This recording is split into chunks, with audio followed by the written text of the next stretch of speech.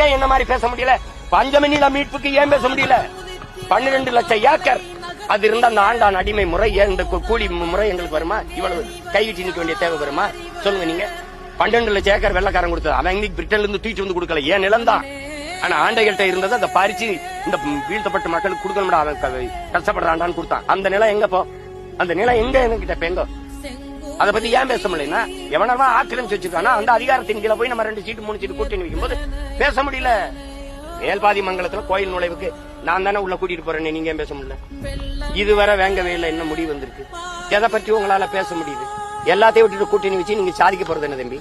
வென்று உள்ள போய் போன பெருமக்கள் பேசியது ஒண்ணு சொல்லுங்க. மக்கள் பிரச்சனையை இந்த நாடாளுமன்றம் சட்டமன்றத்திற்குள்ள கூட்டணி வைத்து போய் பேசிய பெருமக்கள் ஒன்றே ஒன்று சொல்லுங்க. ஒன்றே ஒன்று. தமிழ்ல குடமுழுக்கு திருச்செந்தூர்னா போய் நானும் என் அப்பன் மணியரசன் நின்று போராடி செய்ய வேண்டியது. அது வேண்டாம் வெறுப்பா செய்யறான்.